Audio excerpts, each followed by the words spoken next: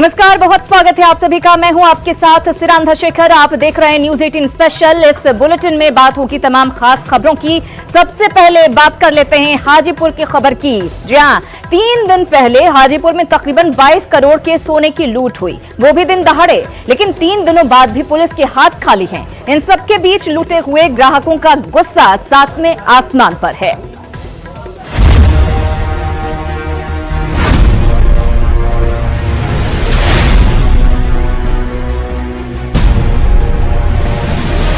हाजीपुर में 55 किलो सोना लूटकांड की ये तस्वीरें आपको बखूबी याद होंगी। आपको ये भी याद होगा कि कैसे बेखौफ बदमाशों ने 3 दिन पहले दिन दहाड़े मुथूट फाइनेंस कंपनी में धावा बोलकर 21 करोड़ से ज्यादा का सोना लूट लिया था। लूटकांड के 3 दिनों बाद भी पुलिस के हाथ खाली हैं। लिहाजा ग्राहकों का गुस्सा सातवें आसमान पर है। कस्टमर्स की मांग है कि उन्हें सोने की कीमत के साथ साथ मेकिंग चार्ज भी दिया जाए, जबकि कंपनी के अधिकारियों का कहना है कि उनके पास ऐसी कोई पॉलिसी है ही नहीं। वो बताया जा रहा है कि माने ये ब्रांच में आने के बाद हम अपने सोने के बारे में पता किए कि मेरा सोना का क्या हुआ, तो पता चला कि हाँ एक पैकेट यहाँ से सोना नहीं है, एक पैकेट सोना गायब हो गया। हम चाहते हैं कि मेरा सोना का जो है, सोना तो नहीं है लेकिन सोना का जो उचित मूल्य है और मूल्य के साथ जो मेकिंग चार्ज होता है उसके साथ हमको सोना का पैसा रिटर्न किया जाए। तो कंपनी का पॉलिसी है जो लोन देने के टाइम हर एक जो एग्रीमेंट है उसको पीछे लिखा है जो हम कैसे सेटलमेंट करेंगे जब कोई सोना चोरी हो जाए बाई चांस। ऐसा तो पुलिस उसको रिट्रीव करने की कोशिश कर रहा है। तो मेकिंग चार्ज की जो बात ये लोग कह रहे हैं उस पर क्या करेंगे? तो उसका कंपनी का देखिए देने का कोई प्रावधान नहीं है। पुलिस की माने तो 9.5 महीने पहले मुजफ्फरपुर मुथूट फाइनेंस से 33 किलो सोना लूटने वाले गैंग ने ही हाजीपुर मुथूट फाइनेंस कंपनी से 55 किलो सोना लूटा। पुलिस ने मास्टरमाइंड विकास झा समेत 7 अपराधियों की तस्वीर जारी की है। मास्टरमाइंड विकास झा समस्तीपुर के पगड़ा का रहने वाला है, जिसके घर पुलिस ने इश्तेहार चिपका दिया है। विकास के घर पुलिस के इश्तेहार की तस्वीरें आप देख सकते हैं। हाजीपुर में हुए अब तक के सबसे बड़े सोना लूट कांड, जिसमें 55 किलो सोना लूटी गई थी, उसके मुख्य आरोपी के घर पे है, जहां पे पुलिस के द्वारा ये इश्तेहार चिपकाया गया है। पुलिस लगातार छापेमारी गिरफ्तारी के लिए कर रही है और ये इश्तेहार यहाँ पर चिपकाया गया है, जिसमें विकास को हाजिर होने की बात कही गई है और नहीं होने पे आगे की कार्रवाई की जाएगी। न्यूज 18 के जरिए मास्टरमाइंड विकास झा की मां ने पुलिस के सामने जल्द से जल्द बेटे से सरेंडर करने की अपील की है। विकास आपका बेटा है, क्या अपील करना चाहेंगे? अपील यही न करेंगे, हाजिर हो जा, सिलेंडर हो जा। सुभाष के भी जल्दी बेल हो जाएगा। प्रशासन आता है, हम लोग को बेइज्जत करता है, गाली गलौज देता है, गंजन करता है, तो हमको नहीं ठीक लगता है। 3 दिनों बाद इतने बड़े लूटकांड में पुलिस के हाथ का खाली रहना अपने आप में बड़ा सवाल है। अब देखना है कि पुलिस कब तक सोना लूटकांड के शातिरों तक पहुंच पाती है। न्यूज 18 के लिए हाजीपुर से राजीव मोहन और समस्तीपुर से मुकेश सिन्हा की रिपोर्ट।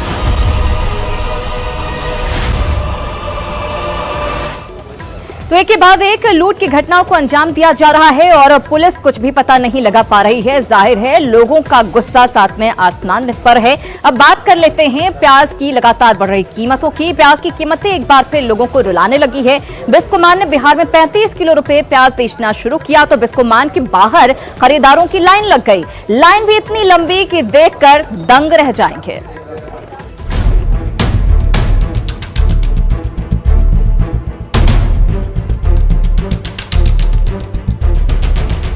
ना तो ये किसी सिनेमा हॉल की तस्वीर है, ना मंदिर के बाहर जुटे भक्तों की भीड़, और ना ये लोग वोट देने के लिए लाइन में लगे हैं।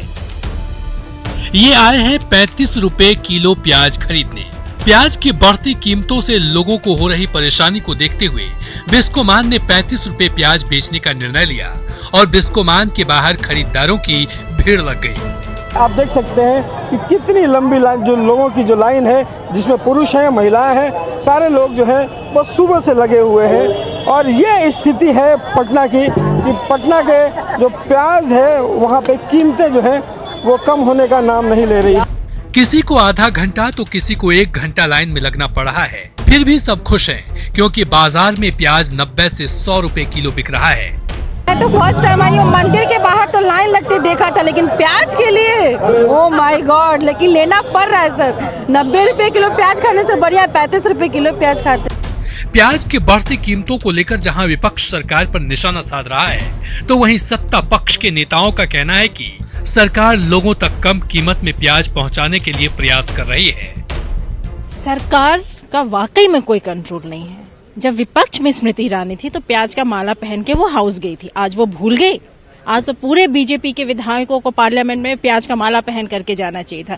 बढ़ती कीमत है, प्याज के बिना काम नहीं चल सकता है। सरकार इन बातों का संज्ञान में क्या लेती है? कुछ बात करो तो ये लोग अटपटा सा जवाब देती है, जवाब देने को तैयार नहीं है, मीडिया को फेस करने के लिए तैयार नहीं है, पार्लियामेंट में बहस करने को तैयार नहीं है। प्याज में हम लोग कर रहे हैं। प्याज में अभी तो आपको मालूम है ना कि बिस्कोमान के द्वारा जो है सो कई जगहों पर प्याज का वितरण किया जा रहा है और बाजार में भी मूल्य स्थिर रहे, इसके लिए लगातार हम लोग प्रयास कर रहे हैं और विभागीय पदाधिकारी से भी हम लोग जांच करवा रहे हैं कि कहीं कोई स्टॉक नहीं करे। मंत्री जी कह रहे हैं कि सरकार कोशिश कर रही है, जबकि बिस्कोमान के कर्मचारी का कहना है कि ये सरकार की पहल नहीं है। कब तक ये काउंटर पटना में लगता रहेगा? जब तक यहाँ से क्राइसिस समाप्त नहीं हो जाए। और ये बिहार सरकार अब केंद्र सरकार के नहीं है, बस केंद्र ये बिस्कोमान अपने से कर रही है। खैर, निर्णय और कोशिश चाहे जिसकी हो, लेकिन 35 रुपए किलो प्याज बेचने की इस पहल ने लोगों को थोड़ी राहत जरूर दी है, लेकिन जरूरत है इस समस्या की स्थायी समाधान खोजने की। न्यूज 18 के लिए पटना से रवि एस नारायण के साथ अमित कुमार सिंह की रिपोर्ट।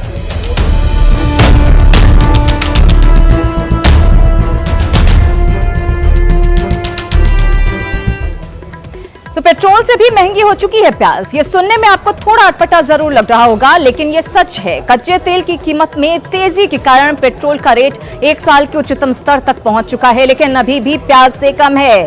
बिहार झारखंड के कुछ शहरों में प्याज की कीमतों पर नजर डालें तो पटना, मुजफ्फरपुर और गया में प्याज की कीमत 80 रुपए पहुंच चुकी है, जबकि दरभंगा में प्याज 90 रुपए किलो बिक रही है। भागलपुर, पूर्णिया में भी प्याज 80 तक पहुंच चुकी है। वहीं झारखंड की बात करें तो झारखंड की राजधानी रांची में बिहार से कम 5 रुपए कम 75 रुपए किलो प्याज बिक रही है।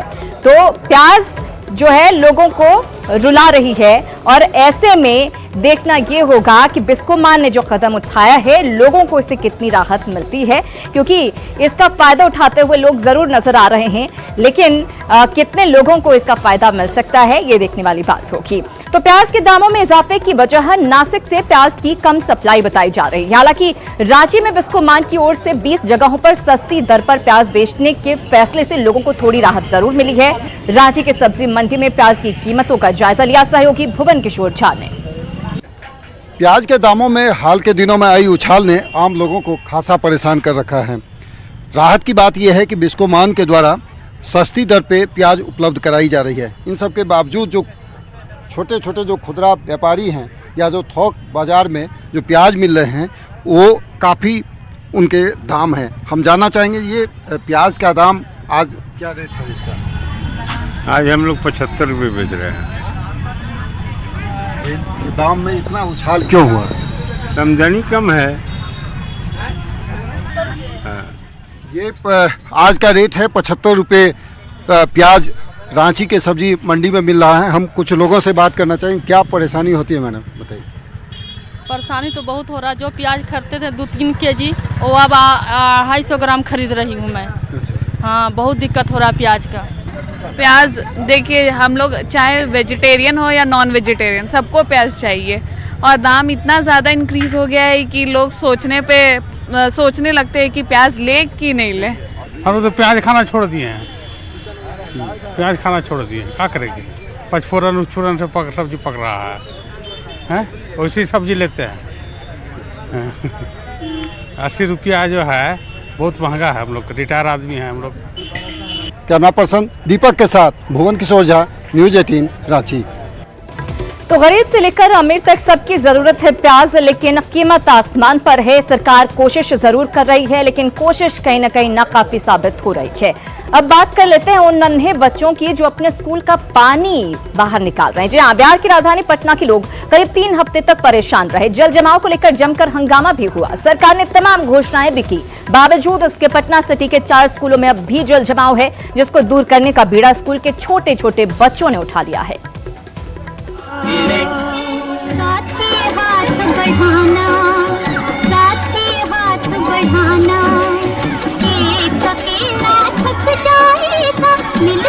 ये नन्हे नन्हे बच्चे अपना नहीं नगर निगम और शिक्षा विभाग का बोझ उठा रहे हैं। जिस वक्त इनके हाथों में कलम और कॉपी होनी चाहिए, उस समय ये मासूम स्कूल से पानी निकालने में जुटे हैं।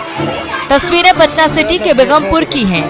प्रशासनिक उदासीनता के कारण एक ही परिसर से संचालित 4 स्कूलों में भयानक जल जमाव है, जिसके कारण रघुनाथपुर हाई स्कूल बेगमपुर, बालक मध्य विद्यालय बेगमपुर, प्राथमिक मध्य विद्यालय बेगमपुर और कन्या मध्य विद्यालय बेगमपुर के छात्र छात्राओं के साथ साथ शिक्षकों को भी परेशानी का सामना करना पड़ रहा है, जिससे परेशान बच्चों ने खुद ही स्कूल से पानी निकालने का फैसला लिया और हाथ से हाथ मिलाकर जुट गए काम में। तो बीच में विभाग से 2 दिन के लिए नगर निगम से पानी निकालने का काम हुआ था, लेकिन फिर वो स्थिति वही रह गई है। तो बच्चे ठाने हैं कि अभी पानी में सड़ांध में नहीं रहेंगे और खुद पानी निकालेंगे। चिंताजनक बात यह है कि ये समस्या कोई एक दिन या एक साल की नहीं, हर साल यही होता है। दरअसल विद्यालय का बेसमेंट नीचे होने के कारण बरसात के दिनों में जो जल जमाव की स्थिति पैदा होती है वो अगले 6 महीने तक बरकरार रहती है, जिसके कारण बच्चों को स्कूल आने में दिक्कत तो होती ही है, पठन पाठन भी प्रभावित होता है। और यहाँ इतना पानी भरा हुआ है कि साफ भी होता है, सब भी होता है, लेकिन इसका उपाय कभी नहीं होता है।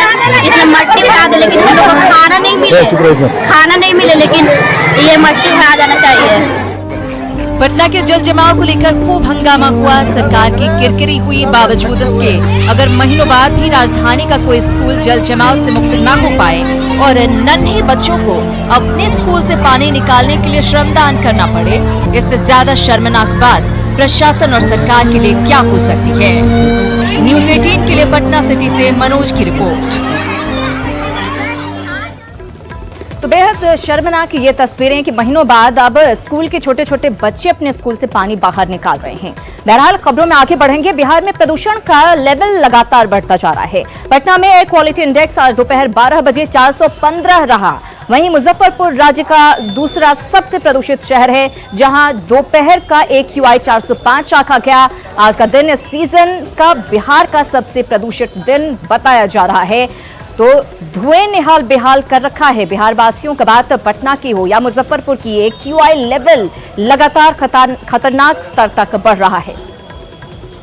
पटना की हवाओं में फैला जहर कम होने का नाम नहीं ले रही है।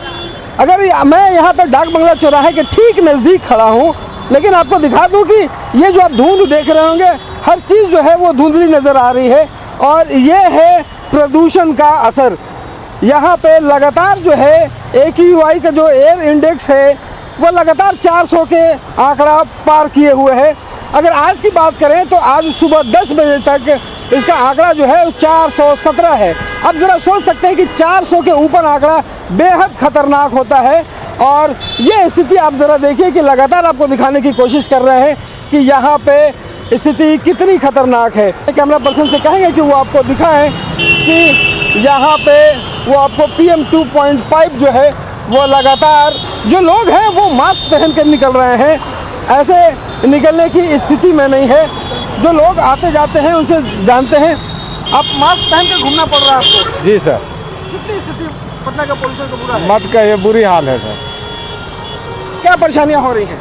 बस श्वास में परेशानी, बीमारी हो रहा है हम लोगों के सर पूरा। सुबह अभी काम पे जा रहे हैं? जी जी जी। बिना मास्क लगाए हुए नहीं जा सकते? नहीं नहीं नहीं। यहाँ पे पटना का प्रदूषण ऐसे देखने से आपको लगता है कि नहीं? हाँ हाँ, धुंधला जैसा भी दिखाई देता है, धुंध छाया हुआ रहता है, सांस लेने में प्रॉब्लम है थोड़ा, और भी बहुत तरह का परेशानी आता है। कितनी परेशानी उठानी हो रही है? ऐसे मुख्य रूप से तो सांस लेने में ही परेशानी है। देखिए, तो लोग भी जो हैं वो महसूस करने लगे हैं कि जो प्रदूषण की मात्रा जो इतनी बढ़ी हुई है उससे कितनी परेशानियां उठानी पड़ रही है।